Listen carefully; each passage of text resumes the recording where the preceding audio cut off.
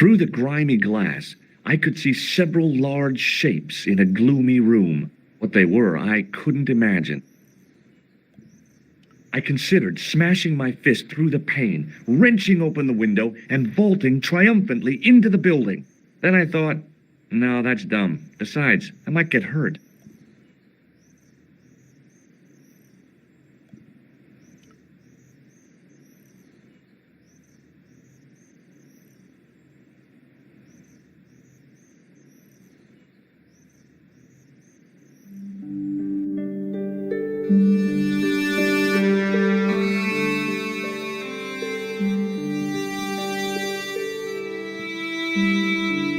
It was a statue from ancient Egypt. Those old civilizations sure could teach us a few things about art and beauty. The statue didn't deserve to be mauled by a Philistine like me. It was a tapestry of a lady, a lion, and a unicorn. If I'd had more time, I could have stared at it all day. Touching an object as rare and beautiful as that would have been the act of a barbarian.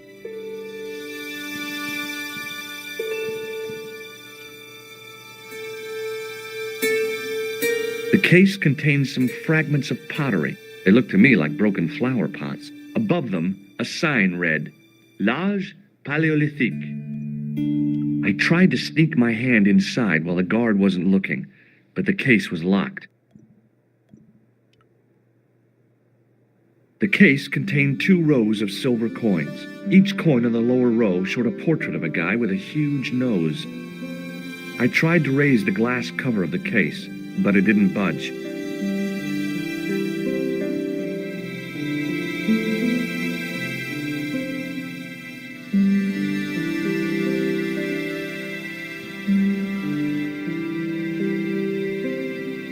I tried to sneak my hand inside while the guard wasn't looking, but the case was locked.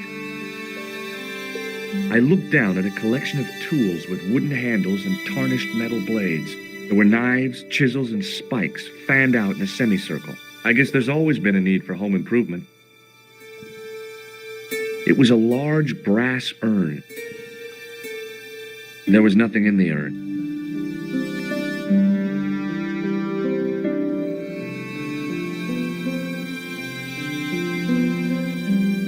In the case was a spindly tripod, blackened with age and pitted with rust. It was identical to the tripod pictured on the manuscript. A notice identified it as 15th century from Western Ireland.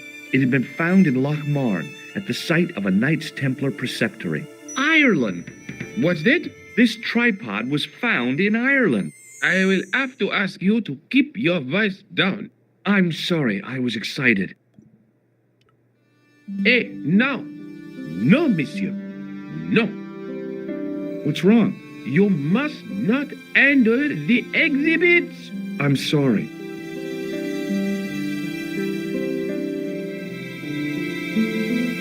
It was a stone carving from ancient Egypt. I was no desecrator of tombs.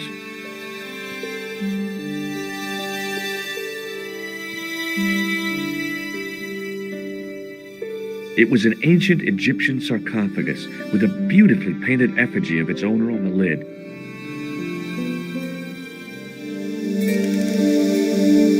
Leave it alone. That closet is over 3,000 years old. Closet? It's a sarcophagus.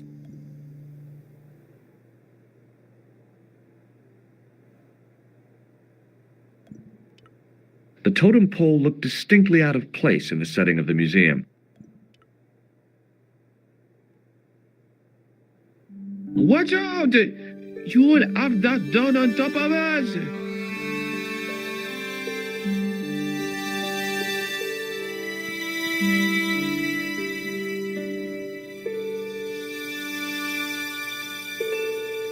The case contained a collection of rocks. They were all shapes and colors, but they were still rocks. Above them, a sign read, L'Âge Paléolithique. I tried to sneak my hand inside while the guard wasn't looking, but the case was locked. The case contained a collection of rocks. They were all shapes and colors, but they were still rocks.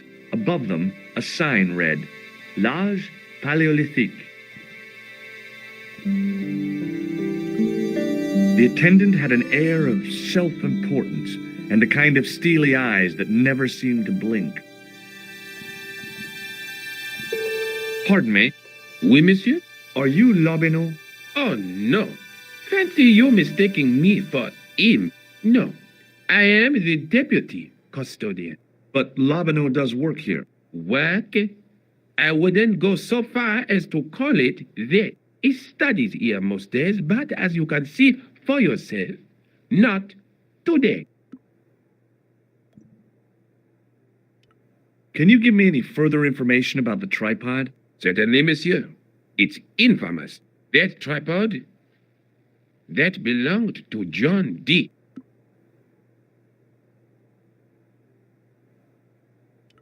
What's the importance of John Dee's tripod?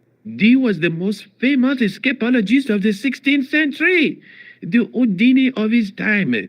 Don't you mean alchemist? Escapologists use ropes, chains, and handcuffs, not tripods. But whatever he was, that is the tripod he used in his experiments. What kind of experiments did John Dee perform with his tripod? Oh, the usual. Didn't you study chemistry at school? Yeah, but we skipped over thaumatology. Can I take a closer look at the tripod? What? Get it out of the case? Ah, no. That tripod is protected by a sophisticated surveillance system. How sophisticated? A painfully loud alarm bell. How is the alarm bell triggered? By the slightest pressure on or movement of any part of the case wherein that tripod is situated. It strikes me that to call your alarm system sophisticated is, well, stretching the truth a little. It has never failed yet. The sophistication is in its simplicity. Do you know anything about the Knights of the Temple? No, sir. Not a sausage. The sign on the tripod says it was found at a Templar preceptory. It does? Yeah. It doesn't mention John Dee at all. Most remiss. You don't know anything about the tripod, do you? No, I don't. I never had much of a start in life, you see. I owe what little education I gained to my uncle. He was an optician, but he also doubled as the village school teacher. He taught me the alphabet. Well, 19 letters of it. The bottom row of the chart was too small even for him to read, so he left them out. Why don't you start over and enroll for adult education? You know, I never thought of that. Do you think if I studied hard and did all my homework, I could be a professor of history? At your age? Dream on. Do you know anything about medieval manuscripts? Not me, monsieur. I am no scholar, though people often mistake me for one. It is the uniform, I guess. They see the clothes. They are impressed. And they ask you to park their cars? They ask me to park the... No. They assume I am an authority on the exhibits in my care. Whereas you know next to nothing about history. Of course not. All I am saying is, I am no scholar, not like Monsieur Lobineau. What can you tell me about the collection of coins? A rare example of silver coinage from the reign of Philippe le Bel. That little old lay buried for centuries in a field on the outskirts of Paris. They're unique. Nothing like them has been found anywhere else in Europe. Who was Philippe le Bel? You don't know? Philippe IV, the King of France. Wasn't he the guy who wiped out the Knights Templar? I have no idea, monsieur. All I know is he was King of France. I don't even know why he was called Philippe le Bel. What can you tell me about the collection of pottery? Those are remains of pots used by the original inhabitants of Paris. The Paris pot people. When did they move out? 15,000 years ago, monsieur. Vanished in the mists of time. didn't even have time to pack up their pots. I thought the original inhabitants of Paris were a tribe known as the Parisi. That is right, monsieur. Renowned for their pots. You see, in those days, people didn't have much in the way of possessions. A few flints, some animal skins, maybe the odd bone or two. Naturally, when the Parisi came along with their pots, why, everybody wanted one. I guess they must have caused a kind of consumer frenzy. Ah oui, they connect the market, cleaned up.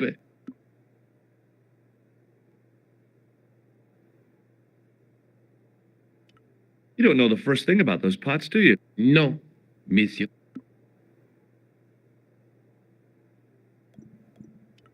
Do you recognize the man in this photograph? No, monsieur. Is there any reason why I should? I guess not. Do you recognize this ID pass? No. Have you ever heard of the Club Alamut? Oh, no. I don't frequent places like that.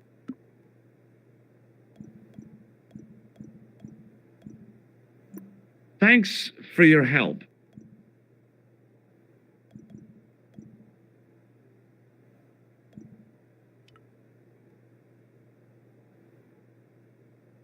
The case contained the tripod shown on the manuscript.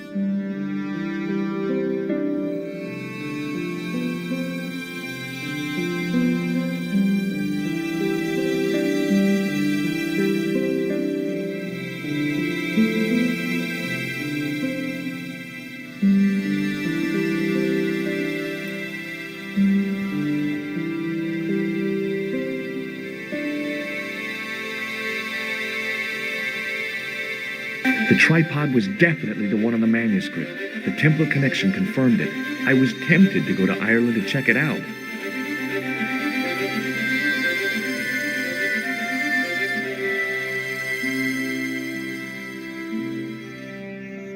Access to the side and rear of the museum building was blocked by a dense clump of bushes. A real macho guy would have plunged straight into the spiky, scratchy bushes. Not me.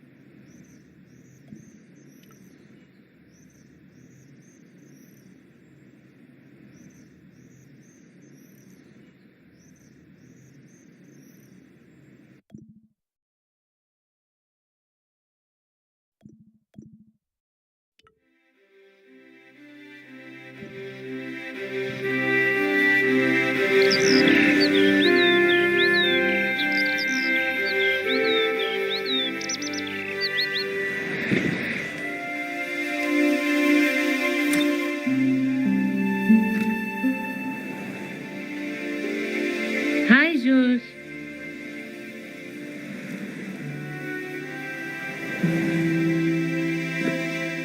I found the tripod. Where? In the museum. It belonged to the Templars. It was dug up in Ireland at a place called Loch Marn. I have heard of Lochmarn. I read an article about the castle. Take a look for yourself.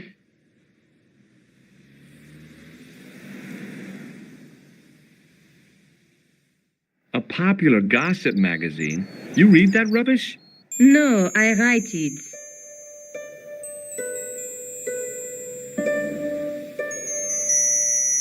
Professor Nigel Pegram, excavating the medieval castle at Loch Marn. That's strange.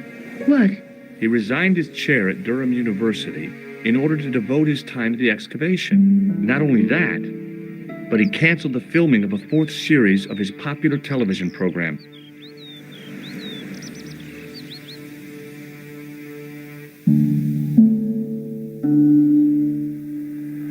This site at Loch Marn must be awful important to him. He's a professor of history. They're all cuckoo. All the same, I'd like to talk to this Professor Pegram. How do you feel about a trip to Ireland? Disappointed. Huh? That I won't be going. I want to follow up the Bellotta case. If you really think Pegram's gem is important, why don't you visit Lochmarn? On my own? I'm not so sure about that. Where is Ireland exactly?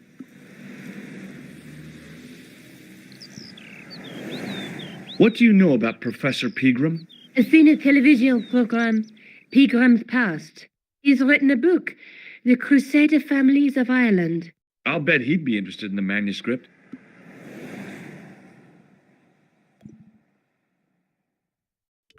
Let's take another look at the manuscript.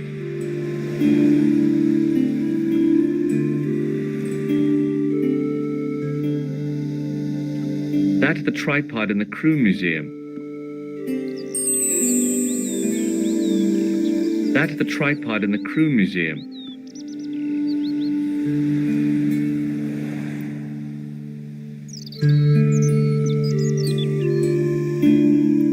I'll see you later. Okay. Keep me informed if you find anything new.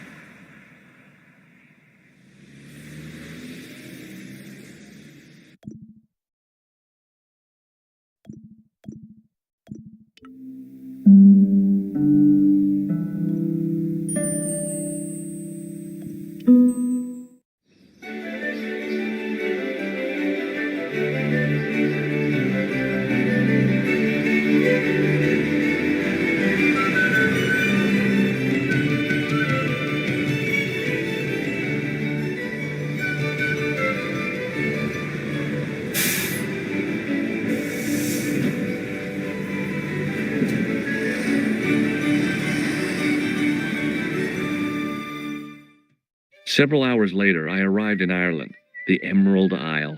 I'd been lucky to get a bus from Dublin to the tiny village of Lochmarne. On the way out, the driver told me there was only one service a day.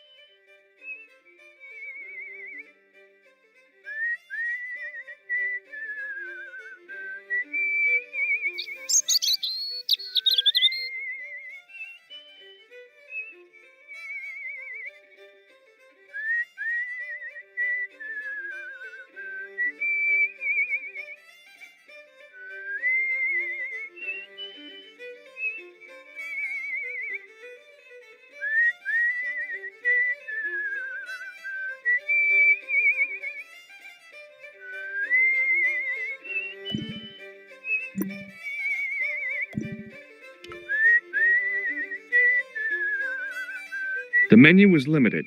It read, "No food today." I didn't care. I'd lost my appetite somewhere over the Irish Sea. There was no food on the menu.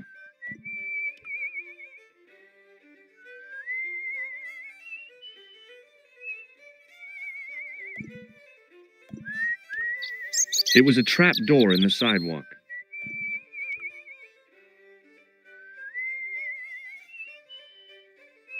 I tugged at the trap door, but it was locked from the inside. The lad was doing his best to express his adolescent aggression. His effort was somewhat diminished by the fringe of milk on his lightly feathered upper lip. The drain was covered with an iron grating, through which I could hear the rush and surge of running water.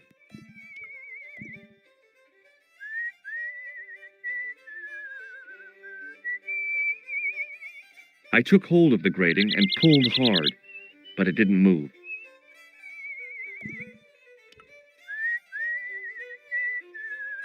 Hi there. What? What's your name, kid? Who are you calling kid? Who the hell are you? Russo's the name. Murder's my game. Are you a detective? Let's just say I'm here to find the truth. Cool. Just like on the telly? Cut the crap and tell me your name. Liam McGuire. What are you doing hanging around the bar, McGuire?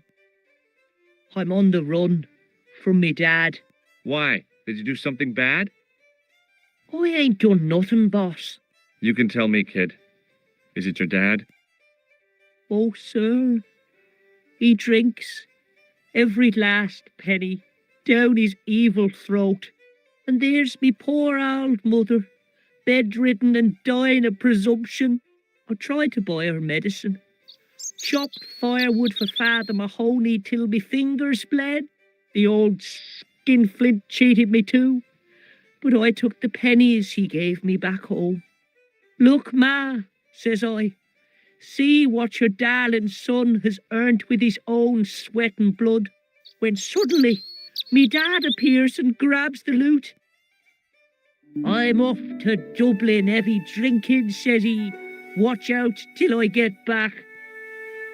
That's why I runned away. Something in the grin on his face told me he wasn't being strictly truthful. Compared to him, Huckleberry Finn was a candidate for Altar Boy of the Year. Do you know a man called Pegram? Can you describe him like on the telly in the cop shows? He's an English archaeologist. I know the man you mean if he's the one. Can you tell me where I'd find Pegram? No, I can't, 'cause he's not here now, but if I sees him, I'll ask him. Do you know what Pegram was doing in the castle? Digging for buried treasure. Jewels and gold and skeletons, like in the films. Do you know anything about Pegram's dig? He wouldn't let me anywhere near it. I offered to help, but he chased me off. I didn't want to see his smelly old hole anyhow. Did anyone from the village work at the dig? Pegram brought some students and bums with him. He reckoned no one in Lochmarn would know what to look for.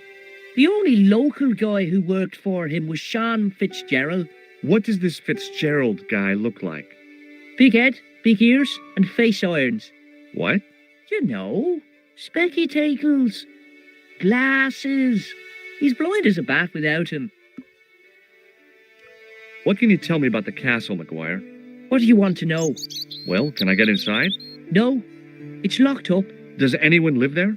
No, only... What? Oh, nothing. You know something about the castle you're not telling me, don't you? No, What is it you're covering up? Is it something you're scared of? I ain't scared of nothing. I'll give you one last chance to tell me about the castle. Oh, yeah? And what if I don't? Then I'm taking you back to school. Oh, there's a ghost. It's called the Phantom of Lochmarn. Have you seen a guy dressed as a clown? Here in Lochmarn, they all dress like clowns. The man I'm looking for is a dangerous psychotic. Jesus. It's just like that film I saw. Did this clown see?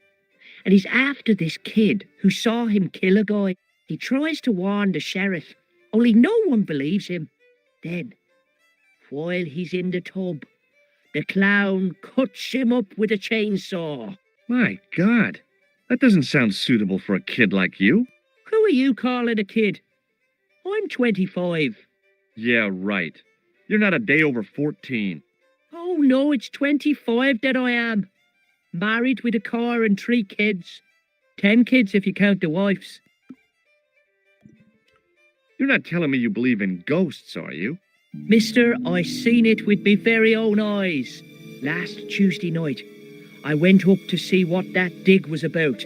I just reached the top of the wall when I hears this awful noise. What sort of noise? A horrible snuffling and snorting, like O'Brien's pig, only worse. It was coming from inside the castle. Did you find out what was making the noise in the castle? No fear. I just sat there on the wall like Humpty Dumpty. The moon was cracked and greasy like an old dinner plate. The yard was full of shadows. I could have been hiding anything. I would have gone home, but my legs had lost their stuffing. Did you get to see the ghost? Indeed I did. And a fearsome sight it is too. I sat on my arse, waited while the moon went down. Then out it comes from the shadows, all grey and tattered and hunched over like an old bent willow. Then I hears this spluttering and splashing, an horrible laugh. I was so scared.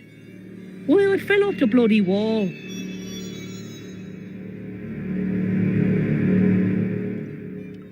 I'm sure there's a rational explanation for what you saw at the castle. There is. The bloody place is haunted. Take a look at this, Maguire. It's an ID card. What of it? Ever heard of Thomas Merlin or the Gruber Electronics Corporation? No? Do you recognize this matchbook, Maguire? No, sir. I never seen it before in my life. Have you ever seen this man before? What a slimy character. No, I never seen him. See you later, kid. Okay, mister.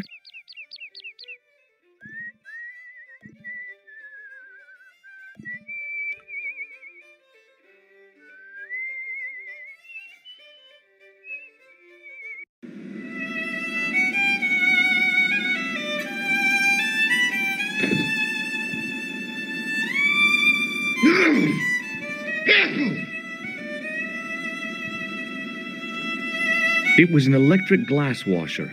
It looked even older than the barman. It was a telephone, incongruous in the rustic setting of the homely bar. It was an electric pump operated by pushing a small lever. It was a beer-stained piece of toweling. The man's arm lay across the towel, preventing me from moving it.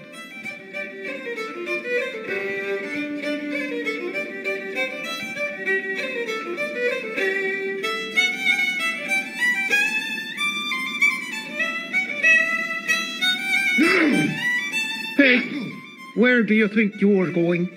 Excuse me? No customers behind the bar. Ever.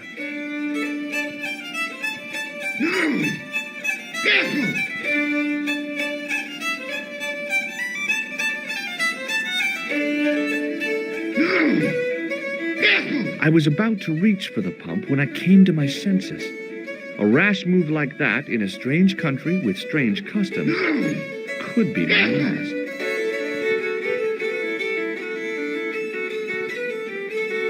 The guy with the fiddle seemed oblivious to everything except his playing. Meanwhile, everyone else in the bar seemed oblivious to him.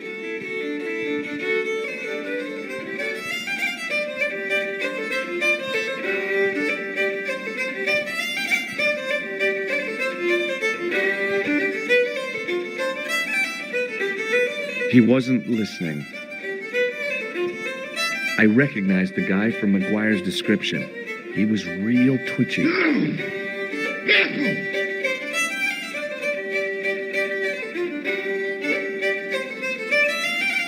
Mr. Fitzgerald? What? I need to speak with you urgently.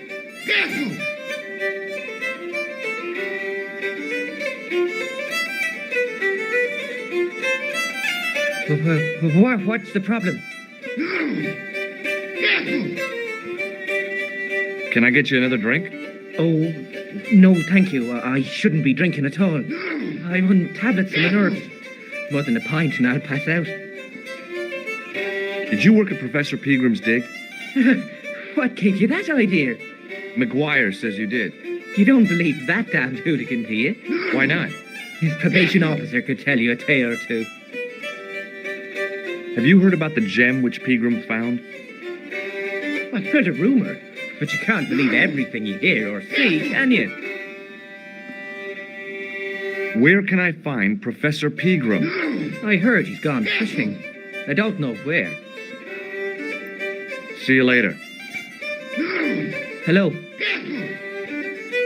What can you tell me about the castle? There's nothing there. Just an old ruin. How old? I really couldn't tell you. Have you ever explored the castle yourself? I used to play there sometimes, when I was a kid. Then one of the little ones fell off the wall, broke his head and died. We didn't go there anymore. You haven't been up there recently? No. Do you recognize the man in this photograph? No. At least I don't think so. Look closely. He has a scar on his face. No, I'm sure I don't know him. Does this matchbook mean anything to you? No. Check out this pass. Yeah. It's yours, is it? Not exactly. Do you recognize the name? Thomas Merlin? No. Never heard of him. See you later. I'd been taught not to judge people by their appearance or their clothes or the length of their hair. Nobody ever said anything about runny noses. Hi there, old-timer. What? Nasty cold you've got there. As soon as the words left my lips, I regretted them. Is there such a thing as a cold which isn't nasty? I put the question to Father Mahoney. Father, says I, why were we born to suffer snot? What did he say? He said, it's my reward for being out all night like a sinner. Pious prig. Anyway, this is no ordinary cold. It's the hay fever. Pollinosis? Thank you. You're not a policeman, are you? Excuse me? Police? No. I'd know it if you were. Do you know Pegram, the archaeologist? That's the scrawny fellow who was poking around at the castle, isn't it? No, I don't know him. Were you aware that Pegram was conducting an archaeological dig? I don't meddle in other people's affairs. They don't interest me. Do you know where I can find Pegram? I told you, I never heard of him. Can you tell me how to get into the castle? Don't even think about it, me bucko. Lochmarn Castle is haunted. That's what the kid outside told me, but I don't believe it. Then you're a fool. Have you ever seen the ghost? To be sure, with me very own eyes. Can you describe the ghost? It was horrible. A wee stunted beast, long beak, straggly, flappy wings. Are you sure it wasn't a wild animal? A rabbit or a skunk or something? Skunk? In Lochmarn? That'll be the day. No, that was a ghost, to be sure. I think I know what you saw on the castle wall. I know what I saw. I don't think so. It was the kid, McGuire. What? He was up on the wall last Tuesday night. He thought you were the Phantom of Lochmarn. Oh. Ghosts don't bother me. I still want to visit that castle. You can't. It's not open to the public. There's no one around to stop me, is there? That's right. Nothing human, anyhow. Can I buy you a beer? Very kind, I'm sure. But I don't drink the stuff Leary sells. What's wrong with it? I've seen what it can do. Take a look at this ID card. Take a look. Oh, yes. Little plastic picture. I don't suppose it means anything to you, does it? No. What does this matchbook mean to you? Nothing. Go away and stop bothering me. Do you recognize the man in this photograph? Is that supposed to be you? No, I don't have a scar on my face, and I'm not from the Middle East. I can't tell without me glasses. I'll see you later. There was a vacant look on his cow-like face that said quite clearly, nobody home. His elbow rested on an obviously soggy piece of towel.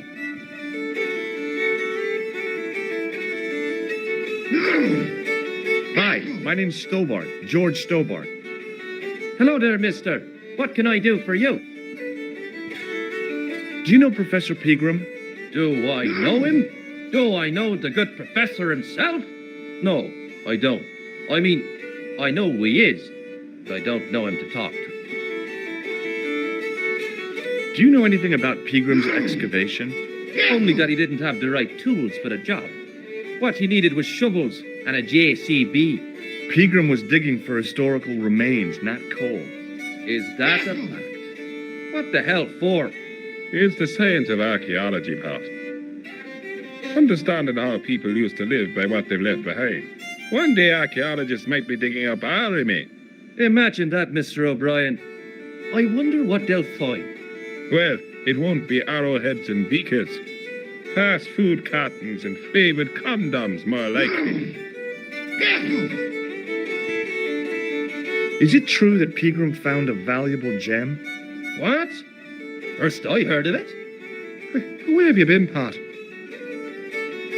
For that gem is the talk of every town from Lochmahon to Ballydoon. Nobody told me. The lucky sod. So that's why he scampered. Did anyone from the village work at Pegram's dig?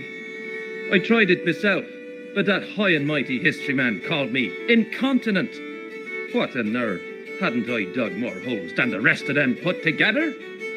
Do you remember seeing Sean Fitzgerald at the dig? Let me see now.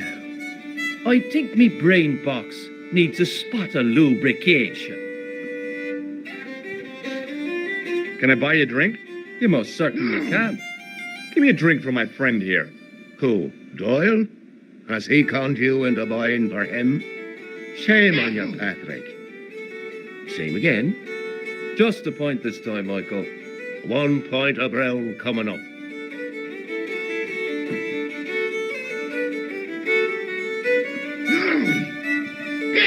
Do you remember Sean Fitzgerald now? I can picture the scene as if it was only last week. Come to think of it, it was only last week. Fitzgerald was there all right. Him and a bunch of students. He was speaking with the boss man.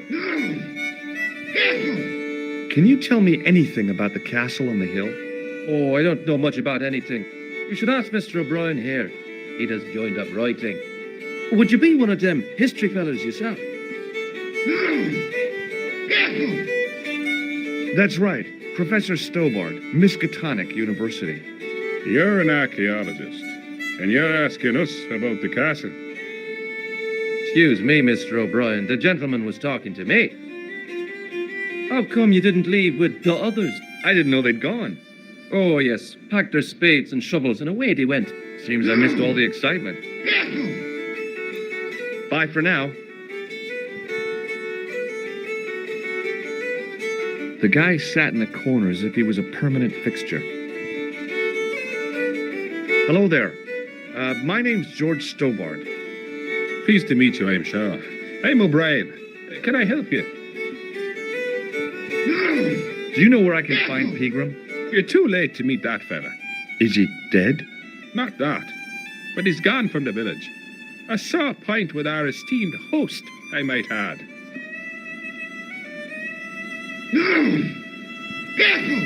Why is Pegram's departure upset the landlord? He's lost a paying guest. That's why. More than that, there's the question of an unsettled bill. Poor Michael's seen red over the business, and I don't blame him. Can you tell me more about the landlord? Mick Leary? He's what you call a would-be sophisticate. The trouble is, his idea of sophistication extends as far as putting paper in the lavatory. I never worked out why he did that. It's much too dark in there to read. That's true. Have you ever run your hand over the back of the door? The graffiti is written in Braille. Do you know where Pegram is gone? I'm sorry, but I don't. He upped anchor in the dark and shipped out before the dawn. Why did he do that? Who knows? A guilty conscience or a secret assignation. Whatever the reason, he'll not be missed in Lochmar. Maybe now the fuss about the gem has died down, we can get back to normal. What can you tell me about the gem which Pegram found? Now there's a gem which should never have been taken. A man would have to be full of greed to covet that stone. What's your interest in the jewel? You're not a reporter, are you? Oh, no. Thank the Lord for that. What can you tell me about the castle, Mr. O'Brien? It's a fine sight now, isn't it? Dates back to the 10th century, you know. Most of the existing building was added much later, of course. Are the ruins open to the public? Oh, no, it's much too dangerous. Anyway, there's nothing of interest remaining. Pegram thought otherwise, didn't he? Ah, but it's not difficult to get them history boys excited, is it? Give them a bone to play with, and they're happy as puppies. Was it Pegram who dug up the tripod at the castle? The same man, if he wasn't his twin brother. And can you guess what he did with the tripod? He sent it to a museum in Paris. I've seen it.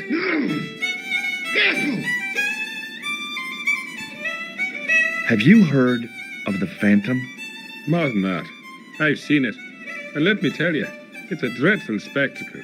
So it's not just a local legend. There really is a Phantom of Lochmar. Oh, no. I was talking about the Phantom of the Opera.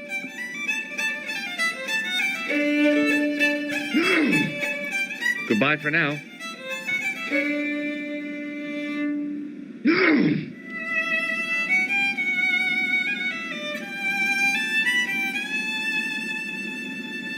Hello. Doyle told me you definitely worked at the dig. You don't believe him, do you? Patrick Doyle is a moron and a scoundrel. Even so, he saw you talking to Pegram. You can't prove that, mister. See you later.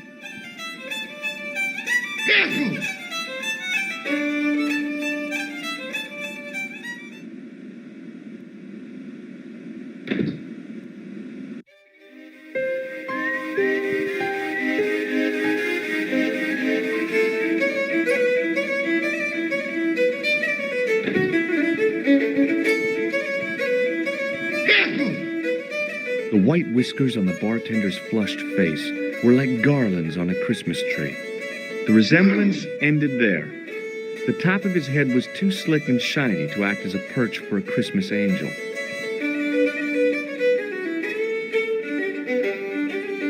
Top of the morning to you. I beg your pardon. Well, that's what you Irish say, isn't it? Do you want something? Or are you just flaunting your xenophobia? Well, I was trying to be sociable. Is it a room you're after? No, thank you. I don't plan to stay too long. Who does? Most folk take one look at Lochmarden and jump back on the bus. Do you know Sean Fitzgerald very well? I know him enough not to sell him more than 2 pints. He's like a kid when he gets a few beers inside him. I'm not surprised. He's on medication for his nerves. There's nothing wrong with his nerves. He's just screwy. Do you know a man called Pegram? Indeed I do. Are you a friend of his, by any chance? Oh, no. I'm just trying to track him down. Me too. That son of a bitch should be locked away. Did Pegram stay here? That's right. In the best room in the house. That's the one with the bed. Can I see Pegram's room? It's been taken by one of the brothers from the reformatory. They come every year for spiritual refreshment. That's a good one. Their idea of refreshment is a good full of stout. I wouldn't want to disturb a man of God, especially not a big fella from the bad boys' home. I don't blame you, Mick. That brother's got muscles like a muscle man. Have you served any, clowns recently? No, you're the first today. Seriously, I'm looking for a man dressed in a clown costume. Would he be having a little white dog with a black patch over the eye? I shouldn't think so. What can you tell me about the castle? You're the second person to ask me that today. I don't know anything about the castle. It's only an old ruin anyway. Who else was asking about the castle? He said he was a reporter. He was asking about the little people. I could have told him a tale or two about the little people. He might have paid me to hear what he wanted me to say. Anyway, I chucked him out on his arse. Good for you, Meg. That's the way to deal with journalists. I'll try a glass of beer, please. Is this your first pint of real ale? Well, I guess so. What's real ale, anyhow? Beer that's brewed from natural ingredients to traditional methods. It shouldn't be kept under pressure or refrigerated.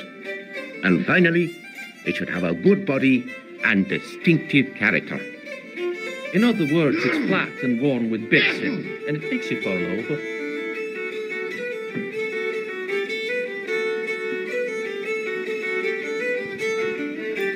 Thanks. The glass contained a dark liquid like molasses, with a creamy white froth on the top.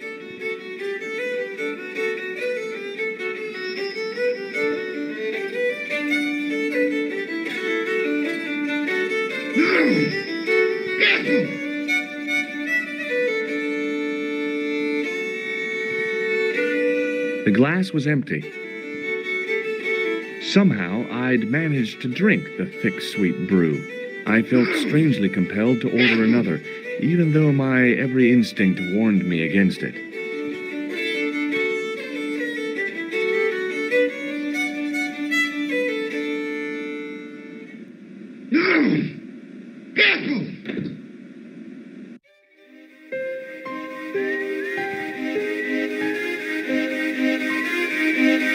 It was a featureless plastic box firmly attached to the wall of the building. I tugged at the plastic cover, but it didn't move.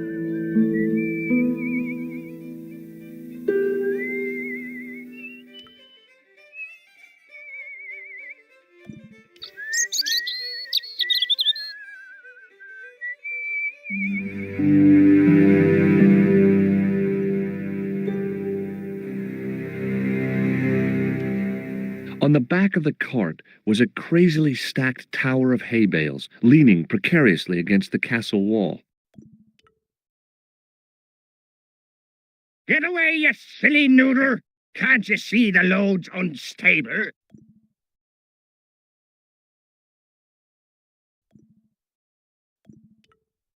The farmer's craggy face was set in a mask of aesthetic appreciation.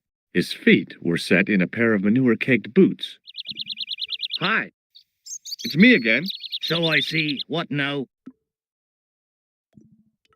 Have you seen Professor Pegram? No, he's packed up and gone. Do you happen to know where? Back in England, I suppose.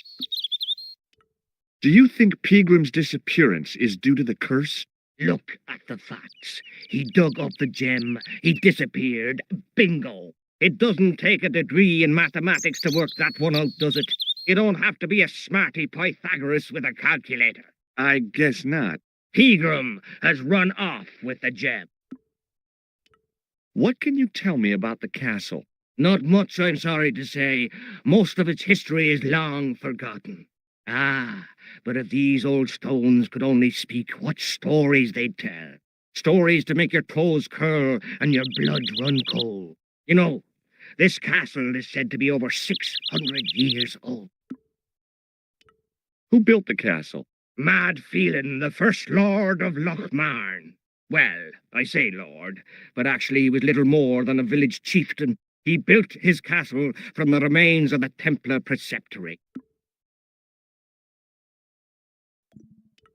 Where was the site of the Templar preceptory? Right here on Temple Hill. Phelan built right on top of the old wall. It's said that deep beneath these walls there's a Templar chapel. Did Pegram discover the chapel? I don't know. His workers were sworn to secrecy. Do you mind if I climb up your haystack to get into the castle? What? You'd break your stupid neck for sure. Do you think I'd stand by and see your brains dashed out? I'd be very careful, and I promise not to sue. You won't get the chance, not while I'm here to stop you. Good book? A book? It's a passport to a world of fantasy and imagination. Yeah, what's the title? Creative Shelving for Beginners, the 1978 edition. What's so cool about home improvement?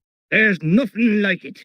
The resinous autumnal aroma of seasoned wood, the rhythmic rasp of the plate. Ah, no wonder our Lord came to earth as the son of a humble carpenter.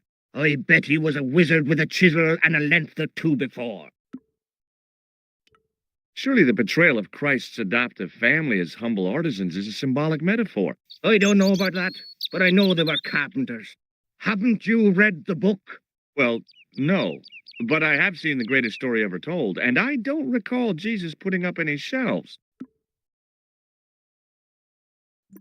I have to go now.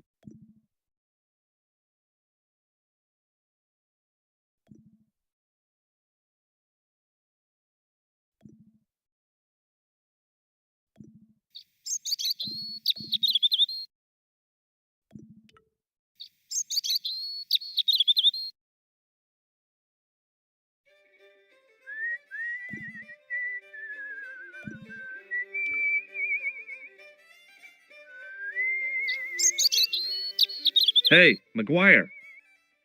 What do you want to know? Are you sure Fitzgerald worked at the dig? Oh, yes. It was him, all right. Would I tell a lie? Well, he denies it. I saw them together only last night. I wish you'd told me that sooner. What were they doing? Pegram gave Fitzy a box. He didn't look too happy about it. I knew it. But how am I going to persuade him to part with it? Break his fingers. Nah, I couldn't do that. I could. Thanks for the offer, kid, but I'll try a more subtle approach. Chinese burns? Do you know where I could find Fitzgerald? He's inside, but you won't get no sense out of him. How come? Is he drunk? He's like a frightened rabbit. A real bag of nerves. Boy, the fella's scared of his own shadow. What's Fitzgerald scared of? Everything and everyone. So I shouldn't have any trouble getting him to talk. He's a pushover, but don't scare him too much. Try the soft touch. Butter him up a bit. I heard that Pegram had found a legendary gem. That's right. It's been the talk of Lochman all week. You haven't seen the gem, have you? Hell no. I reckon Pegram made off with it. If I was him, I'd go to Amsterdam, chop it up and sell it. He could be living the life of Riley instead of digging holes. See you later, kid. Okay, mister.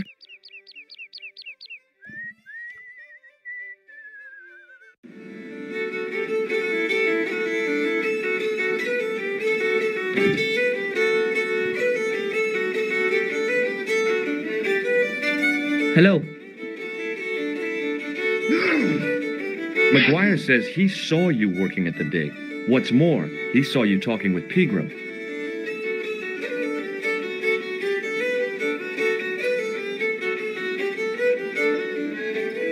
I knew this would happen. I knew I'd get caught. Just my luck.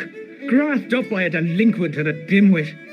I need to talk to Professor Pegram, if he's still alive. What do you mean? Is he in danger? Yeah, you too, if I'm right. You're not in the Social Security. Hell no. What makes you think that? Well, I was claiming benefit at the same time I was working for Pegram. I'm not in a position to make judgments, Sean. That's between you and your conscience. All I want is to talk to Pegram about the gem. But he's not here. I know that. But he left that package with you, didn't he?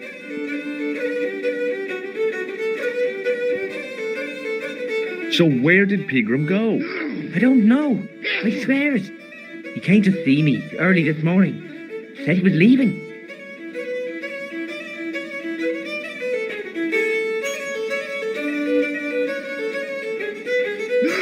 He asked me to give this package to a guy called Marquet. Show me what's in the package, Sean. I can't do that. Why not? I promised the professor. So what? You didn't have any qualms about your benefit scam. So where's the harm in taking a peek inside Peagram's package? You don't know these people. I can't. I don't dare. This is your last chance to show me the package, Fitzgerald. I've been patient with you, but now it's time to kick ass. But he'll kill me. Who will? Man from Paris. Jack Marquet. Pegram told me if I gave him the package unopened, I'd hear no more about it. But if I double-crossed Marquet, I'd be dead. I'll deal with Jacques Marquet. Give the package to me. No. Why should I trust you? I don't know who to trust anymore. I wish I'd never even heard of the Lochmarn gem.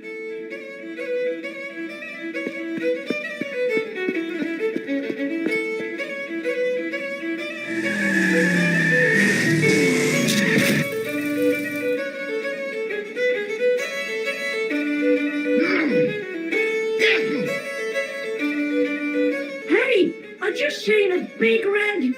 Get out of here, Maguire. Come back when you're old enough. What's the lad howling about? A big red sports car. Sean Fitzgerald's been runned over. Get out. Noisy little tyke. Maybe you should send out some medicinal brandy, Michael. Oh, yes. And who's going to pay for it? Not me. Me too, neither.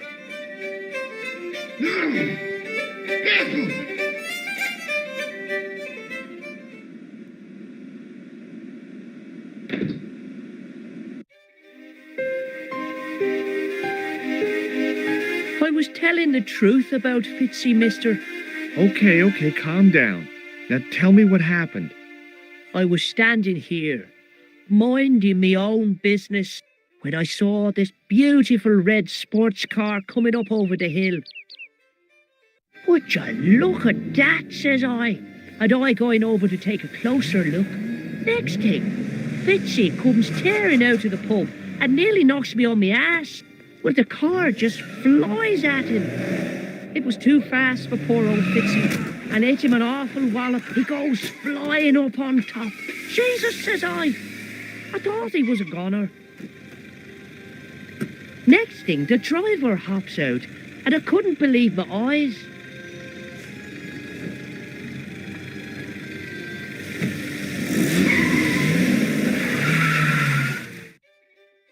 He was dressed like a bloody pixie. Did this pixie have a scar on his cheek? I couldn't see. He was wearing a stupid mask. Are you a special agent? Sorry to disappoint you, kid, but I'm not. Did Fitzgerald drop anything when he was hit? I didn't see. It all happened so fast.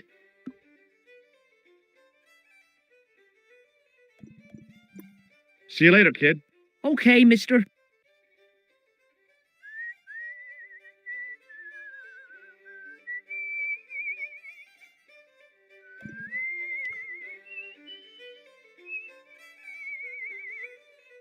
The plastic cover had been smashed by the pixie's car, revealing a switch.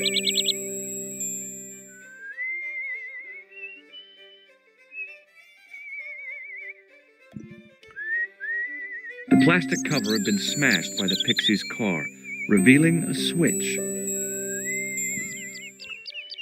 I pushed the switch down, but in doing so it snapped off in my hand. It was impossible to return the switch to its original position.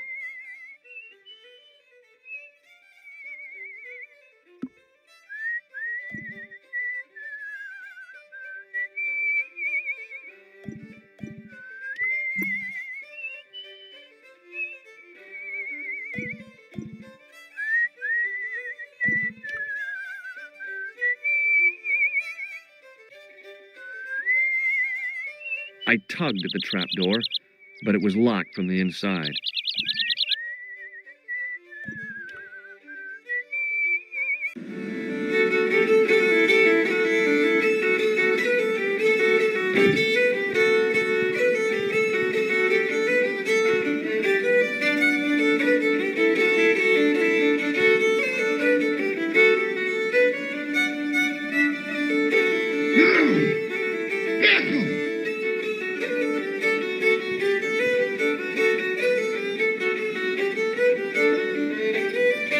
Excuse me. Yes, sir? May I have another beer, please? Certainly, sir. Same again? Yeah, please. How is this stuff made? That's the secret of the master brewer, sir. Each barrel is lovingly manhandled in time-honored fashion, suspended on skillfully tied ropes of the finest hemp, lowered into the cellar, utilizing the forces of original gravity, like manna from heaven. I'm sorry, but the pump appears to be broken. I could fix it for you. I don't think so. This is a job for a professional electrician. Oh, well, at least the glass washer is still working. It's not my idea, is it?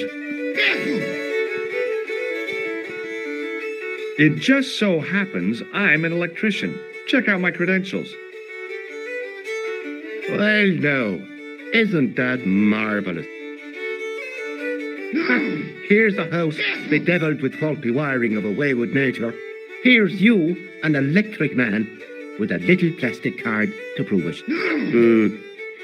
I still want to see what you can do before I let you touch me beer pumps. You can make a start on the glass washer.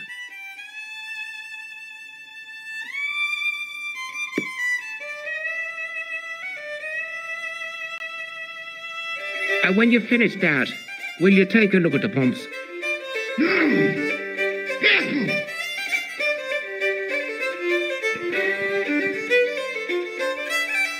It was an electrical plug attached to the glass washer.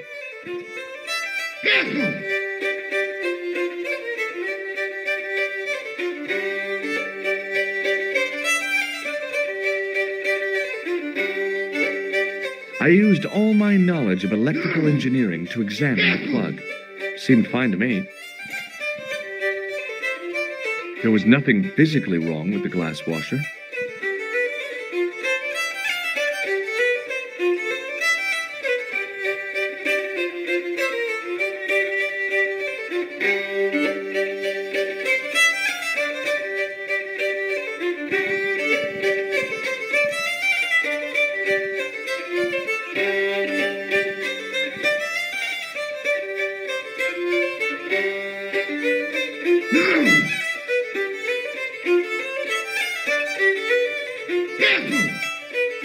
As the man raised his arm to drink, I snatched the towel away.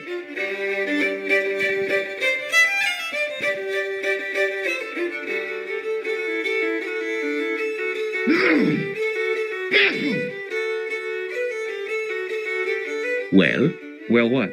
are you going to fix this glass washer or not?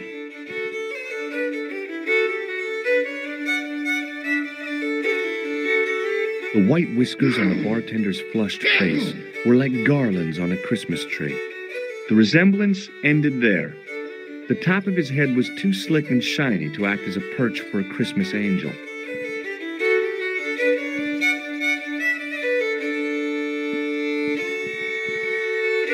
It was a rectangle of toweling printed with the words, Nagopolian Stout builds body.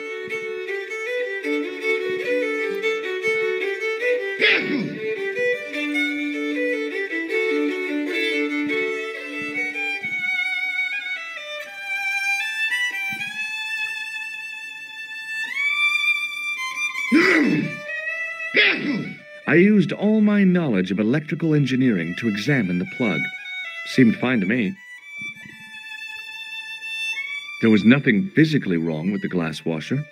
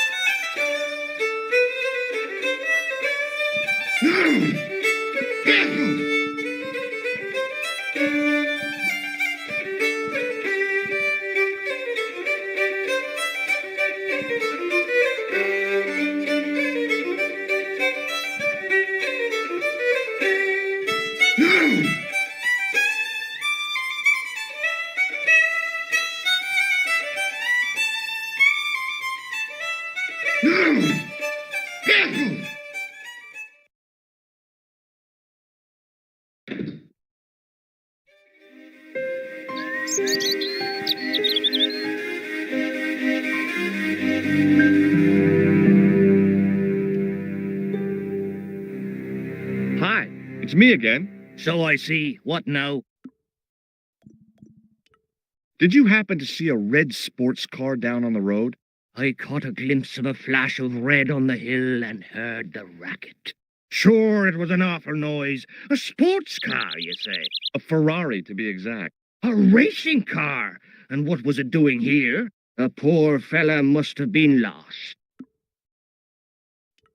The driver of the Ferrari was involved in an accident. Is that so? Yeah, he knocked somebody down outside the bar. What an idiot! How could a thing like that happen? He was traveling too fast. So fast, he ran right under the car? I mean, the car was traveling too fast. But you'd have thought the idiot could have heard it coming. Maybe you know the guy who was hit by the Ferrari. His name is Sean Fitzgerald. Oh, I know him all right. That's me nephew, the idiot responsible for the stacking of my hay cart. Was he killed by the car? Oh, no, but he has been abducted. Well, that's a relief now. Aren't you going to look for your nephew? What for? From what you say, it's too late. Well, you could report the matter to the police. Better not. Besides, what could they do? Well, they could mount a search. They have only the one bicycle between them. In a question of superior acceleration, I put me money on the Ferrari. I think you ought to know exactly what Sean has gotten himself into. I'm not sure I want to know. But you're his uncle, his own flesh and blood. You're right, but what can I do? If I'm not here to guard it, some idiot might try to climb the haystack. What a moral dilemma. Stay here and guard this potentially lethal agricultural construction, or to go off in search of the prodigal nephew, the very man responsible for said hazard? It'll need some thinking about. Why, there's no problem. You're right. Why didn't I think of it before? We'll demolish the haystack. You don't have to demolish the haystack to go look for Sean. I'll stay here in your place and warn anyone who's silly enough to climb it. Marvelous. I think I should start me inquiries in the bar.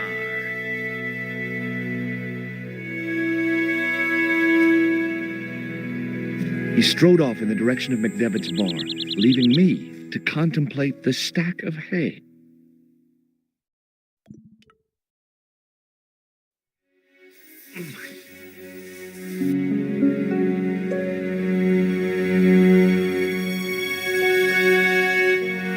The stack of hay stopped, short of the top of the wall. Even if I stretched as far as I could, the wall was out of reach. What I needed was a slice or two of Alice's Wonderland. There was a narrow crack between two of the stones where the centuries-old mortar had crumbled away. I pushed my fingers into the narrow crack. It went back several inches into the rock. I pushed my fingers into the narrow crack. It went back several inches into the rock.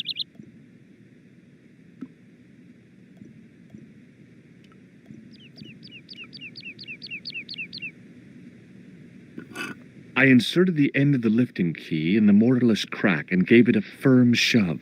It remained lodged in the wall, jutting out to form a step.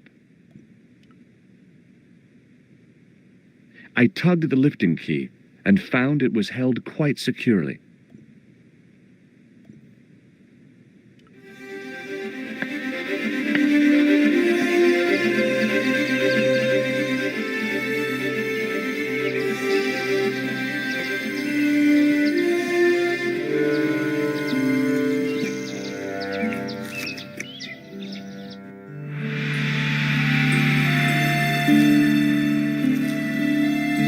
It was the fiercest, meanest-looking old goat I'd ever laid eyes upon.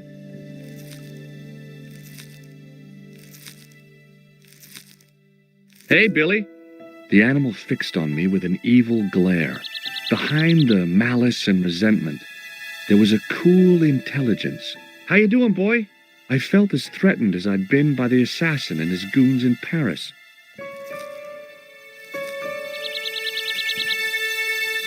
It was a rusted piece of iron, maybe part of a plow or something.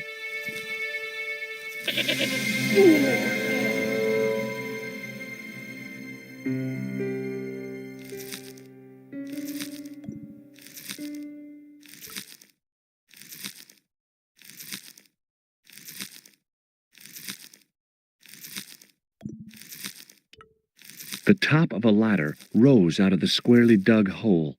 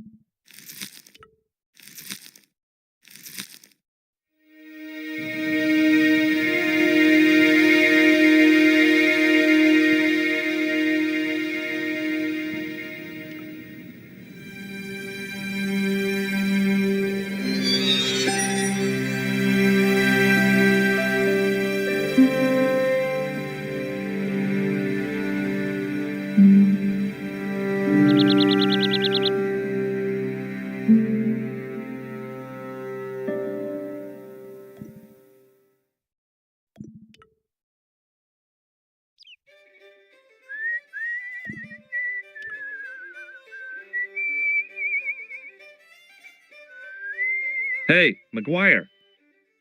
What do you want to know?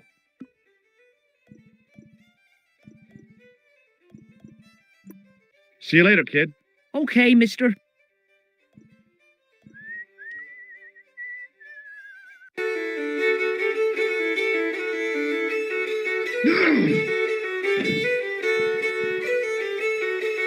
The farmer was drinking and chatting with his pals as if nothing had happened. Maybe abduction had replaced cattle raiding as their national pastime. Hello. Hello there. Let me introduce you to my pals. We've already met. I want you to know you have my sympathy. Oh, it's just terrible, awful. It's the worst news I heard all day. It's top the bad news all right for this week and the next. The whole year. It's worse than that. It's the worst disaster in living memory. Isn't it the biggest calamity in the history of the village? I would say it's the biggest in the history of Ireland. The most awesome disaster since mankind paddled out of the primal plop. There's no beer. Is a glass of beer more important than a man's life? Were you talking to me? To all of you. Sean Fitzgerald has met with God knows what, and all you can do is drink. Sean has gone for a ride in a flash car, that's all. Why don't you calm down and join us? What about Sean? Why aren't you out looking for him? There's no point in launching an ill-equipped expedition to save the lad.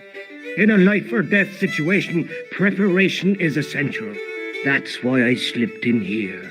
For a point.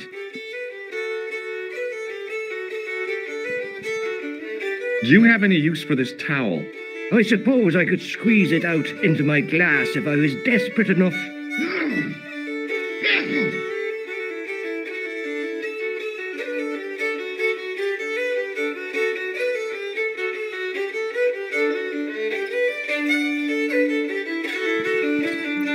I gotta go.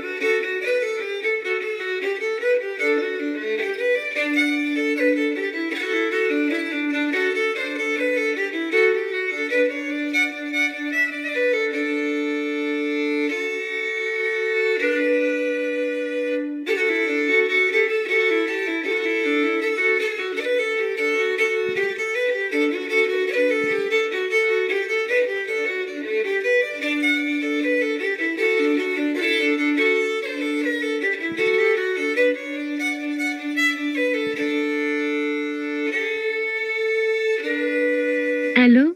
Couleur. J'écoute. Nico? Who is this? It's me, George.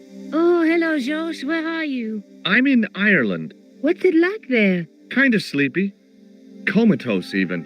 Did you get to talk to Pigram? I haven't found him yet. I figured I'd call you first. Are you okay? Oh, sure I am. Don't worry about me, George. Any signs of our friend the clown? You're kidding.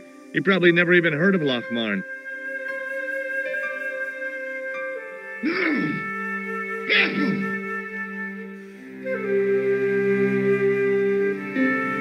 Hello again. What? What's that you're making? It's a necklace, me bucko. Oh, sure. Made out of steel wire? That's right. A necklace for my pretty one. When my little lover feels it round her slender neck, she'll be mine. All mine. If I was a woman, I wouldn't think much of a wire necklace. It's not made for a woman. I've got my sights on tastier dishes than women. Flesh as smooth and tender as a maiden's. Bones as soft and white as a newborn babe's. Rabbit, lad. That's what gets my juices flowing.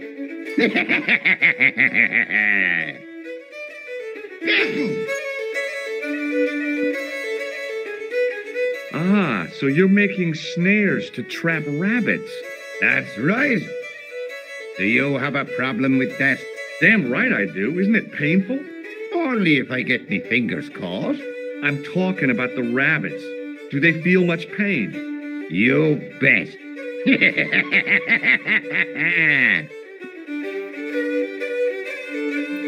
I'll see you later.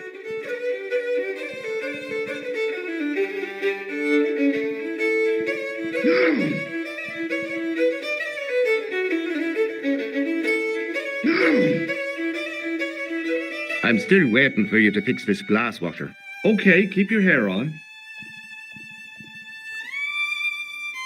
There was nothing physically wrong with the glass washer.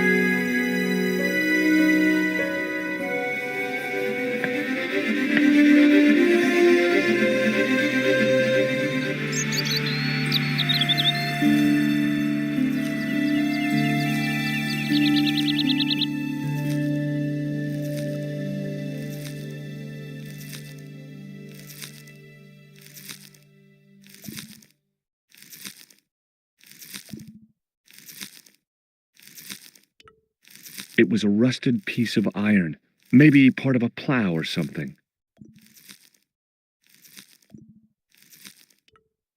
Hey, Billy. The goat responded with a cool and penetrating stare.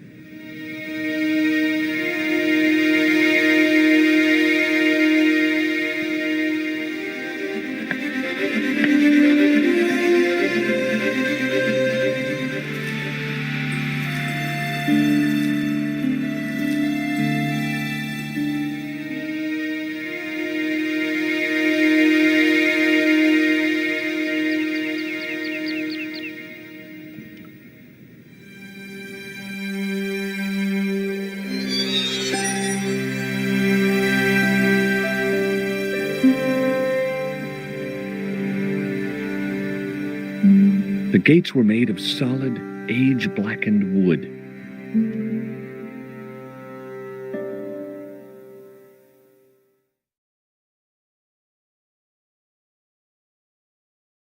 Pushing with all my strength got me nowhere. They didn't budge. I really need to start working out.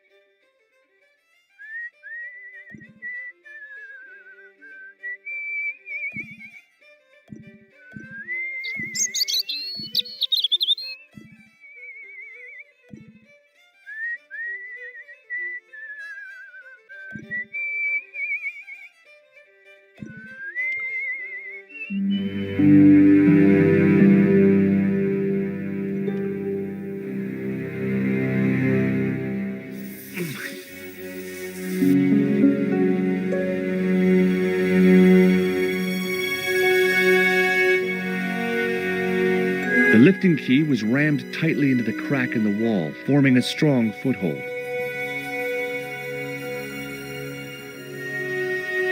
I tugged at the lifting key and found it was held quite securely.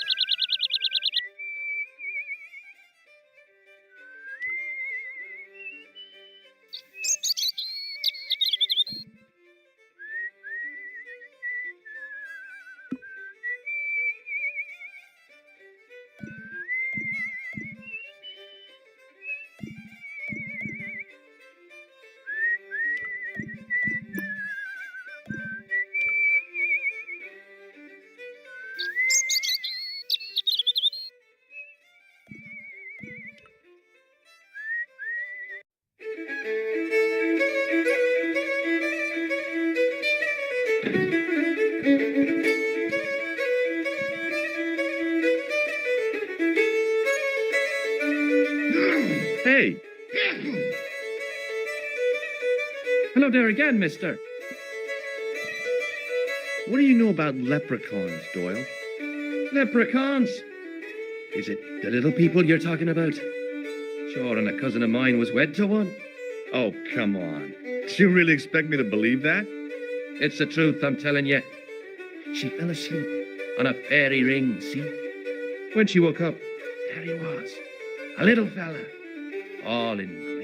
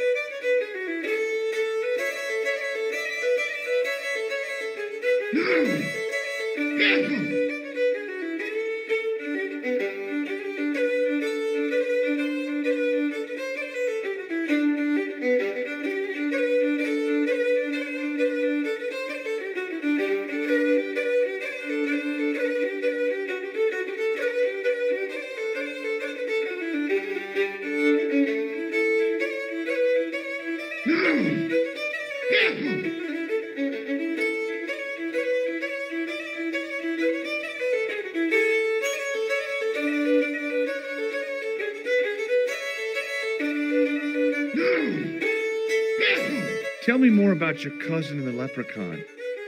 Oh, no. Well, young Mary was speechless, especially when the leprechaun up and spoke to her. Be my bride, me darling, says he, and she'll never want for riches again. Okay, says she, and he slips a ring of daisies on her finger. Amen. So there you are, proof that the little people exist. Well, that's no proof. All you have is her word for it. Not so. The following spring, she had a little baby. Did the leprechaun's promise come true? What promise was that now? That she'd never want for riches again. Now, there's the strangest thing. She never did. I thought you said she was claiming the social part. Indeed, Mr. O'Brien, but there's riches and riches. She told me, Pat, she says, that little darling boy is all the riches in the world to me.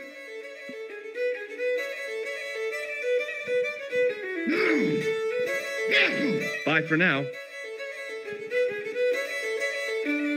Excuse me, Mr. O'Brien. Hello there. What now? The boy told me Fitzgerald was driven away in the car that hit him. McGuire's always spinning wild yarns. I don't know where he gets them from. Television, I expect, or comics. If I was you, I'd take what he says with a generous pinch of salt. McGuire's tale about the car sounds quite plausible to me. He says the driver was dressed like a leprechaun. That boy has a head full of fluffy toys.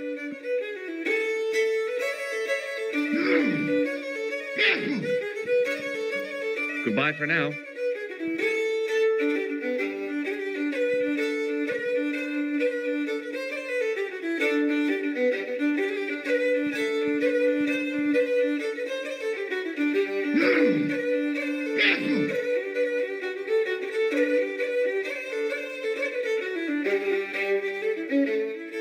all my knowledge of electrical engineering to examine the plug.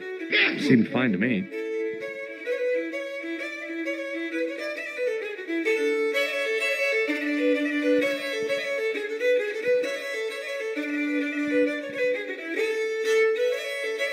There was nothing physically wrong with the glass washer.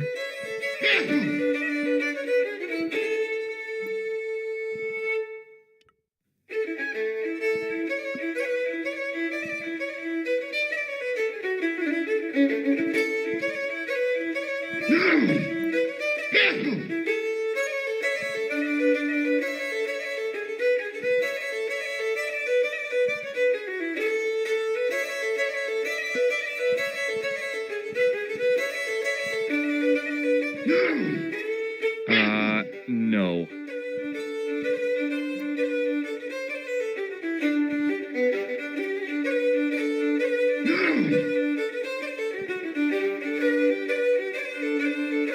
I'm still waiting for you to fix this glass washer. Okay, keep your hair on.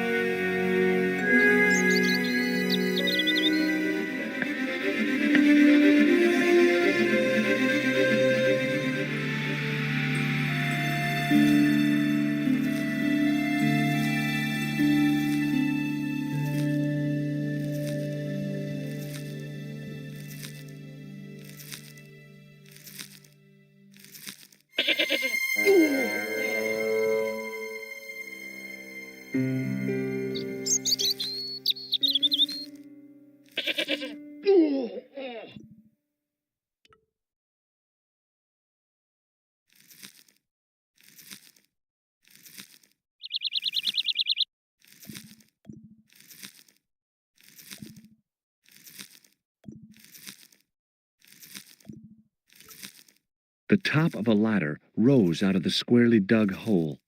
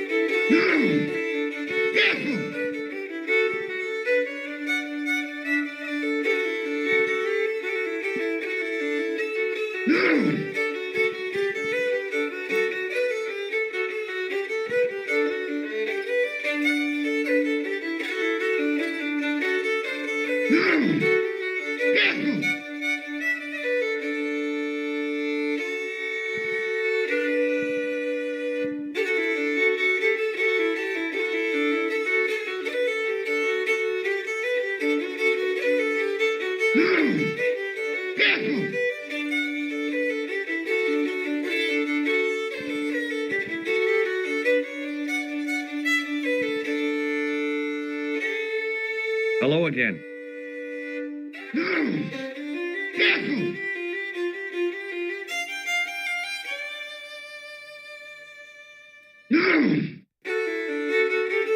What? Could you use this towel? I could, but it wouldn't be much use for anything else.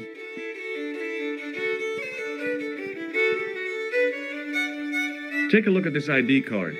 I don't know anything about it. You could make use of this tissue.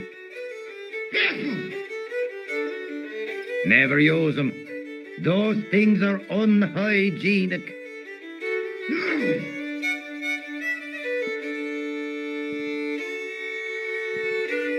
Hey, would you like to shake my... No, on second thought, forget it. I'll see you later. I'd been taught not to judge people by their appearance or their clothes or the length of their hair. Nobody ever said anything about runny noses.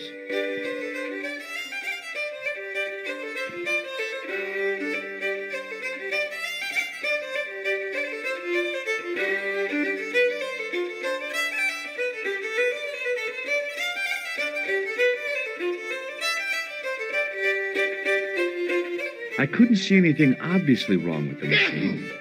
I figured it must be the wiring.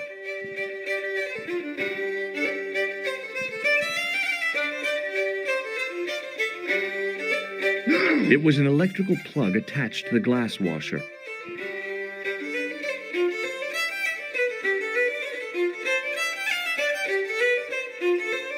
I used all my knowledge of electrical engineering to examine the plug. Seemed fine to me.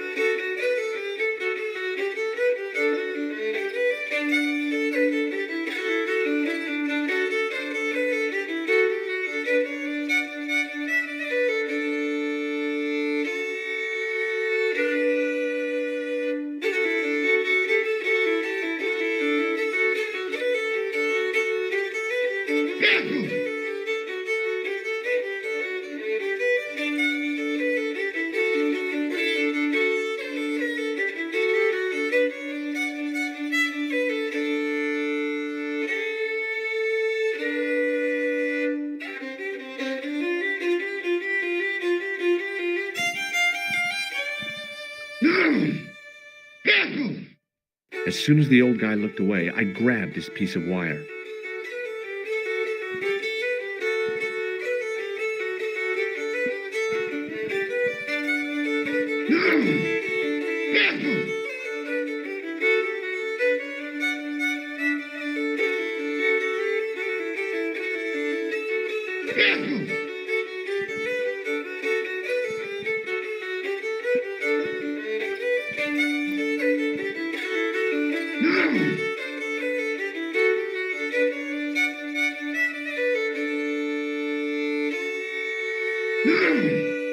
I replaced the fuse with a piece of wire.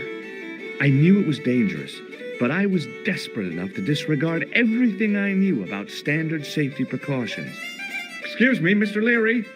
I fixed your glass washer, no problem. Bingo! And a blessing to all the saints.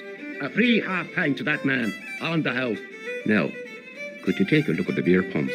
Oh, I guess so, but I'm not making any promises. If you can't fix them, I'll have a riot on me hands. The pumps are in the cellar, right? That's right. You'll find a flashlight down there somewhere.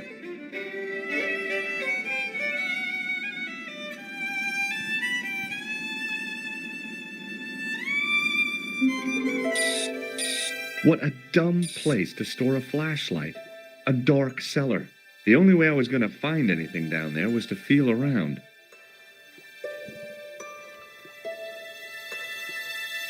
My hand closed on a long metal rod.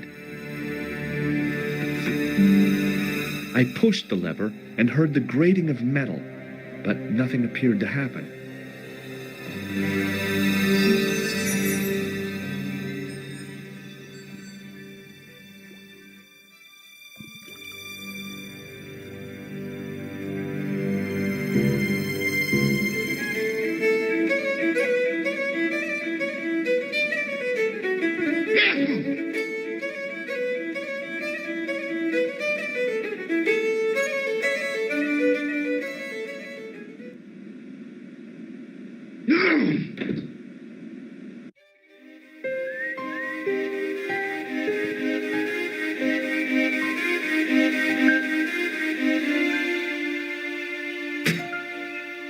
I lifted the trap door, and an overpowering smell of stale beer rose from the cellar below.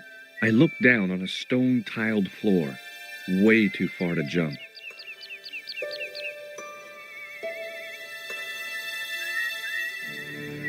Excuse me. There was a nasty feeling in my guts I usually associated with light opera. It was Khan. What's the problem? Did you see what happened here a few minutes ago? What was that? A man was involved in an unfortunate accident. I didn't see anything. What about the boy? He doesn't know anything either. The kid, well, you know how it is in these rural communities. Not enough genes to go round. I prayed McGuire had the sense to keep his mouth shut. Was the guy hurt bad? He's been taken care of, but he thinks he dropped a small parcel. You didn't happen to find it, did you? If I had, I would have taken it to the police. Of course. Thank you.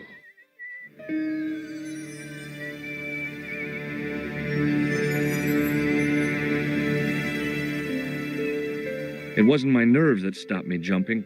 It was my damned legs. They wouldn't move.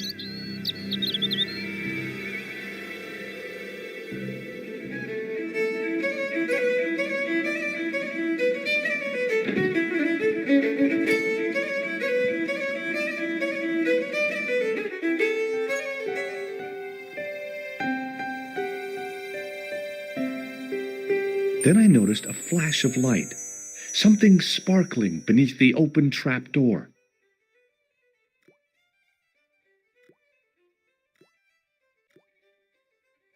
It was Peagram's gem, all right. A large, uncut blue stone. As I held it aloft, I realized the fascination it could command. I guess I was already under its spell. Did you find it? What? Whatever you was looking for. Yeah. Listen, McGuire, I want you to keep this to yourself. No problemo. Just chuck us up a crate of lager. No way, you're not old enough. We can sell it and make some cash. Forget it, kid. I couldn't betray Mr. Leary's trust. I could, for sure. That old misery guts deserves it. If you want to do me a favor, keep a lookout for that guy in the suit. Okay. But it'll cost you a packet of chips. Oh, and shout if you see that Ferrari.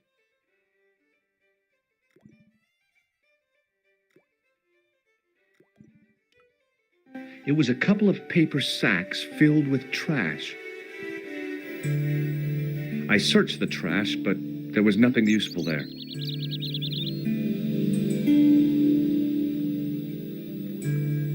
It was a bunch of cleaning materials. I looked among the cleaning materials, but saw nothing I could use.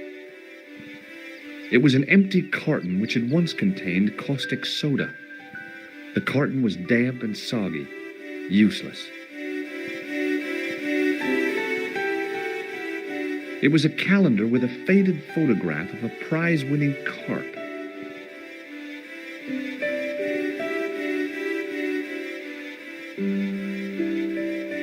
I tried to pull the lever, but it wouldn't move with the trap door open. It was a rusty faucet. The faucet creaked, coughed, and spewed out a stream of rusty-colored water.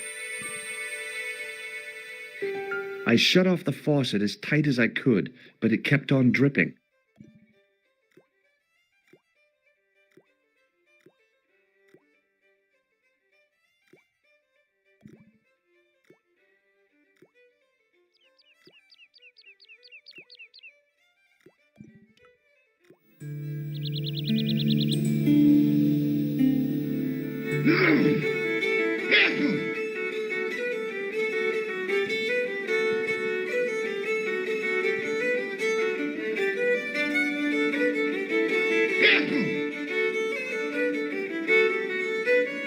Excuse me. Yes, sir?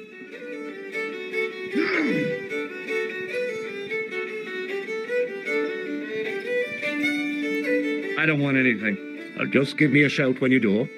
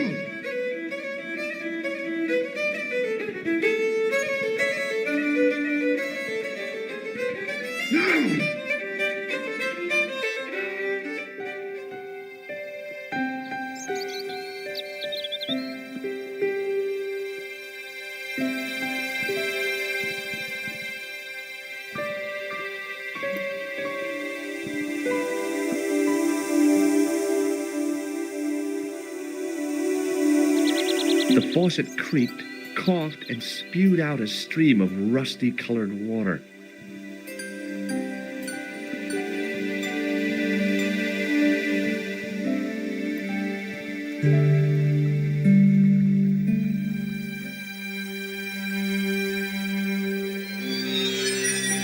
I held the towel under the faucet and soaked it with water. I shut off the faucet as tight as I could, but it kept on dripping.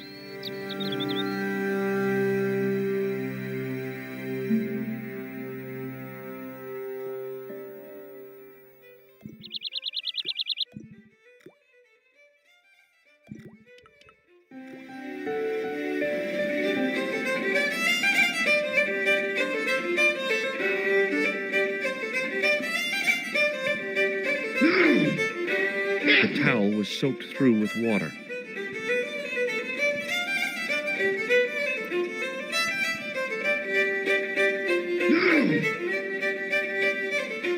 Touching the glass washer would have been like putting my hand in a blender.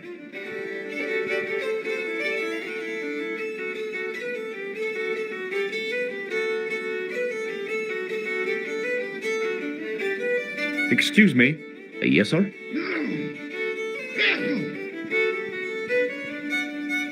Does this gem mean anything to you? Sure. What a beauty. But you wish that was real, don't you? Thanks.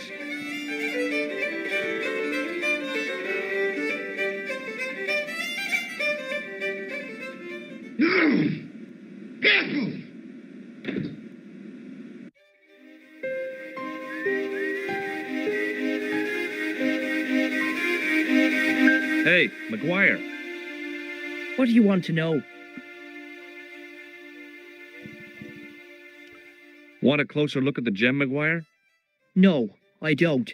Jewels is for girls. You'd better hide that, mister. What if the pixie comes back? You'll be in trouble then. I don't believe in pixies. Underneath that costume is a psychotic killer. Smart. See you later, kid. Okay, mister.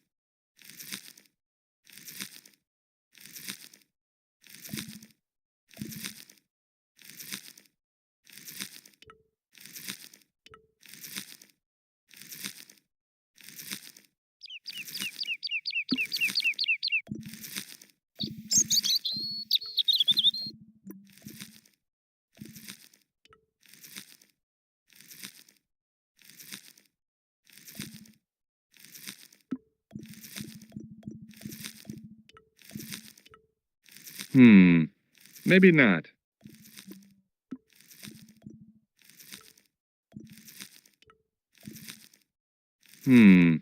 Maybe not. No way. It was a large blue gemstone.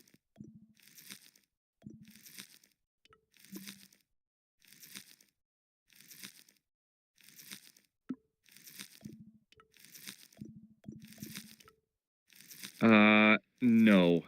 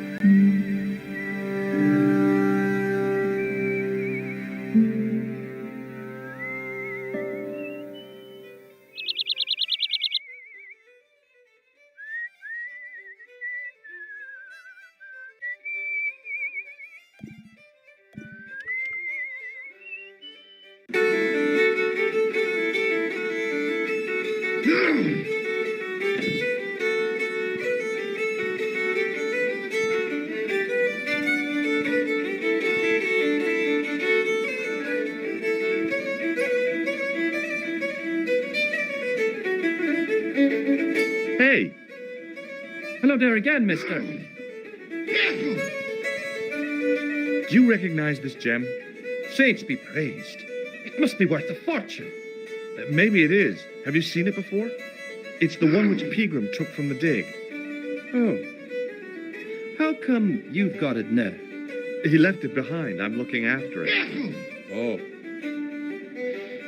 You could take that to Dublin and sell it. Bye for now.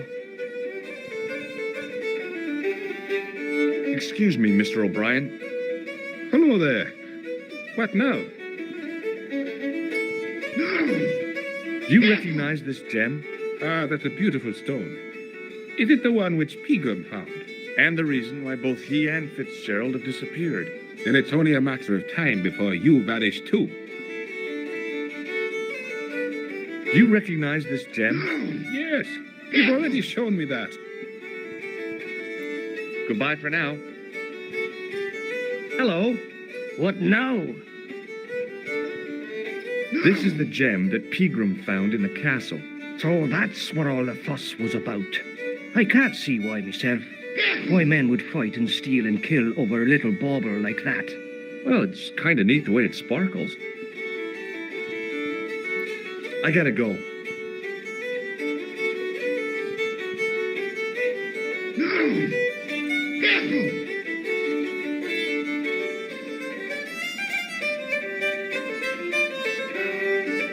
I looked at the plug I'd fixed and felt a glow of pride. All my own work.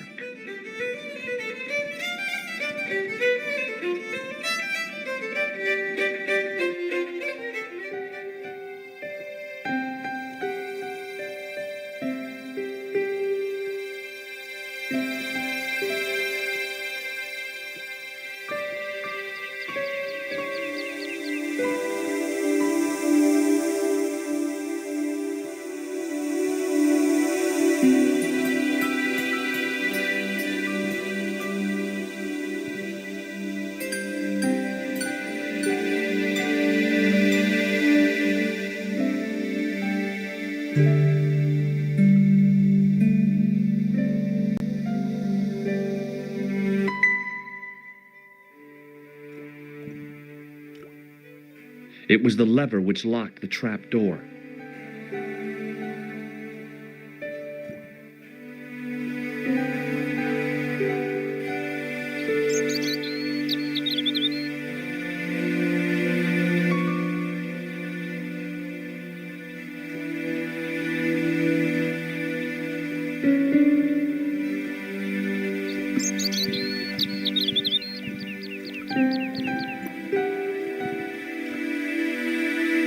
The slow drip of water barely dampened the towel. The faucet creaked, coughed, and spewed out a stream of rusty-colored water.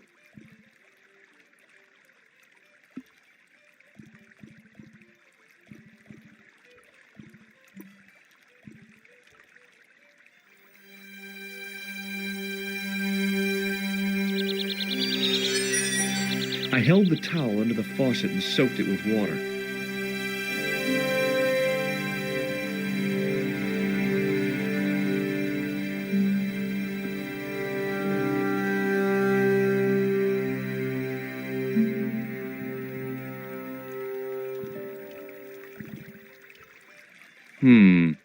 Maybe not.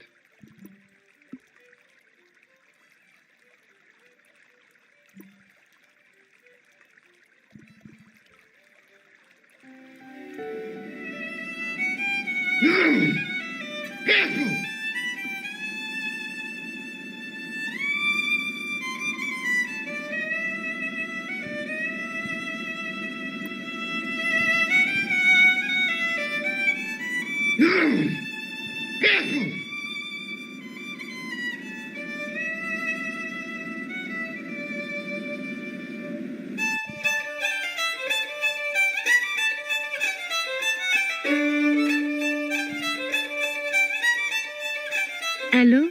Cooler. J'écoute. Nico? Who is this? It's me, George. Are you okay? Yes, of course I am. Well, take care. I'll be back soon. Yeah, thanks for calling, George.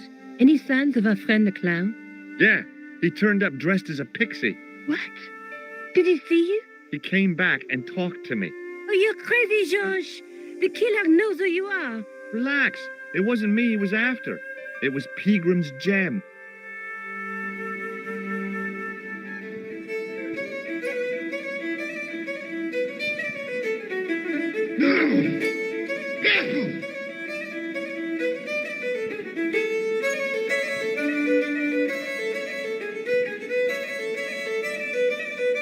Excuse me. Yes, sir?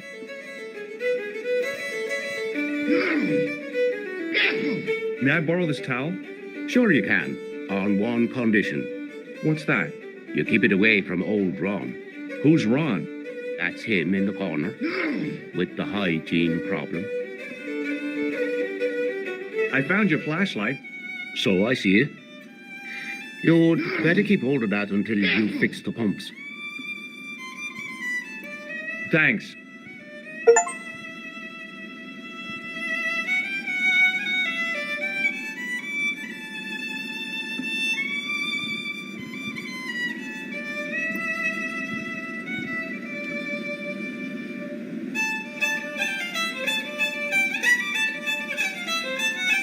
Hello again.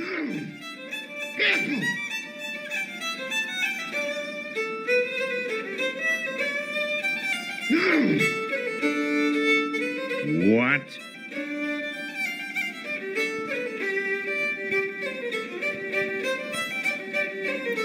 I'll see you later.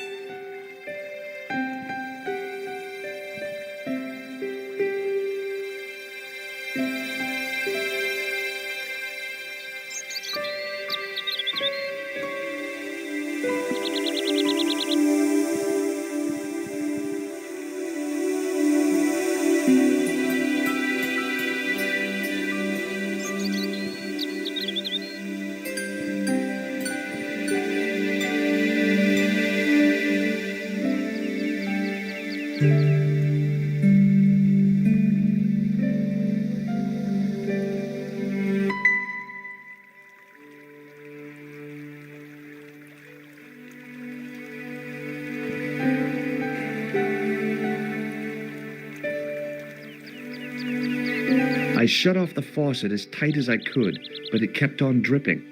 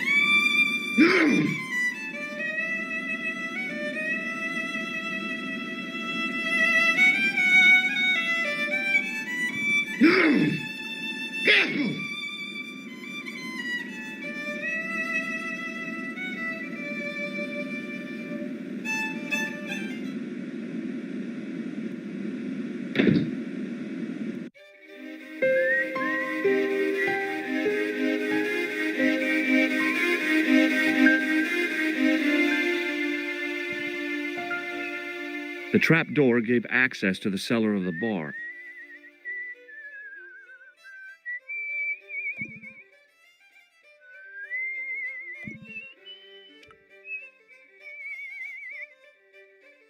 Hey, McGuire, What do you want to know? what do you make of this, kid? Hey, that's one of Leary's towels. He'll skin you alive. That old windbag doesn't scare me. Anyhow, I'm only borrowing it. You're pretty cool, mister. For an old guy.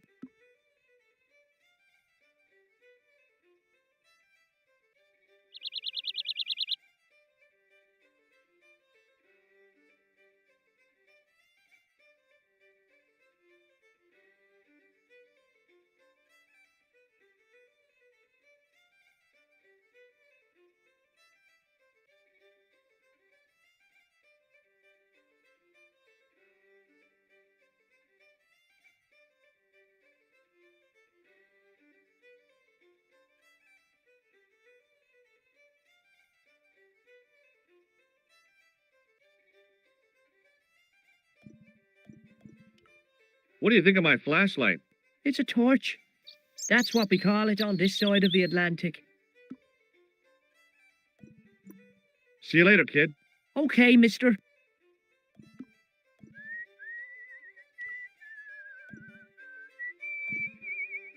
The towel had dried out and was barely damp.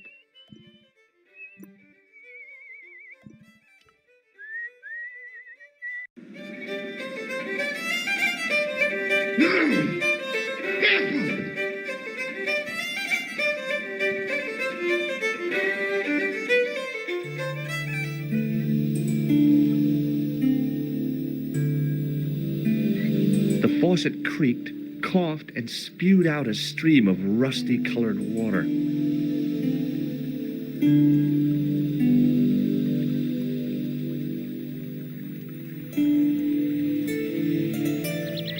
I shut off the faucet as tight as I could, but it kept on dripping.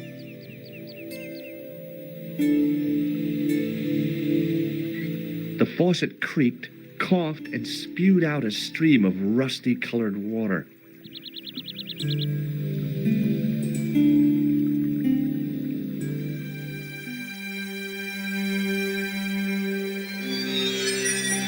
I held the towel under the faucet and soaked it with water.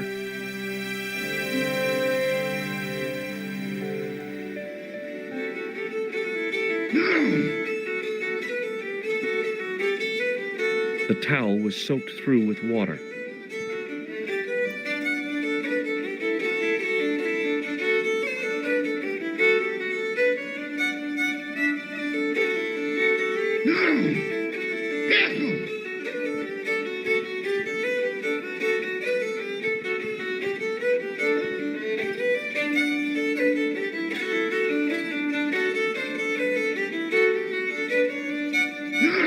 Hello. What now? Do you have any use for this towel? I suppose I could squeeze it out into my glass if I was desperate enough. I gotta go.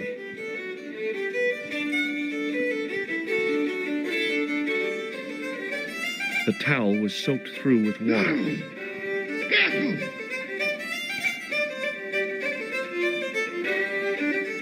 Excuse me, Yes, sir? may I borrow this towel? You can keep it. The towel was soaked through with water.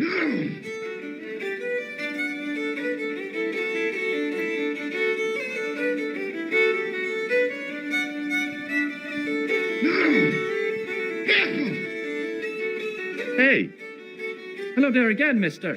what do you think of this towel? Now, there's a fine piece of cloth if ever I did see one. Such craft must surely come from linen cupboards or the Vatican itself. I found it on the bar under your elbow. I thought it looked familiar.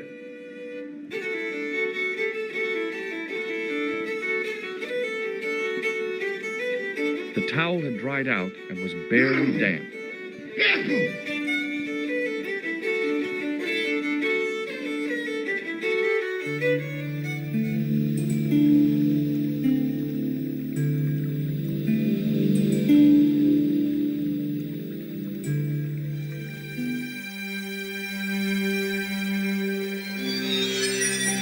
I held the towel under the faucet and soaked it with water.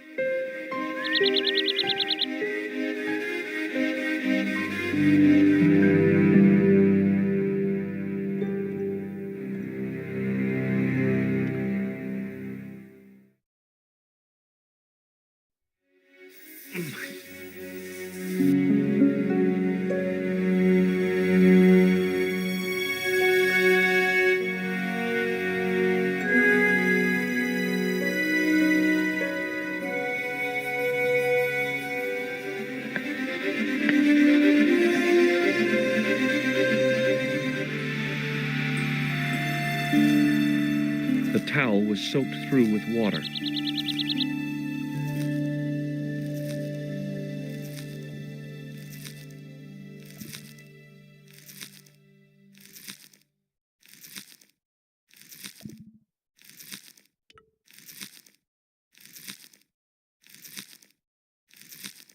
Hey, Billy. The goat responded with a cool and penetrating stare.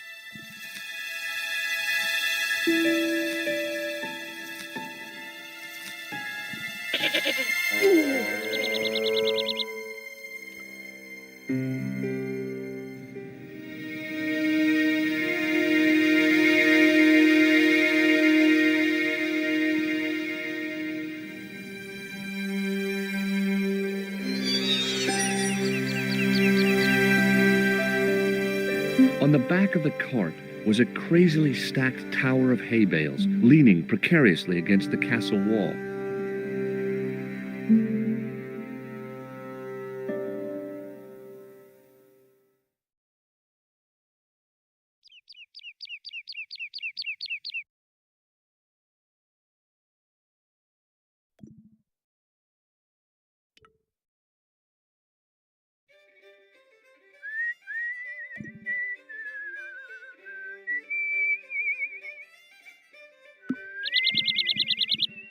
The matchbook bore a pattern of swirling color and the words, Club Alamut.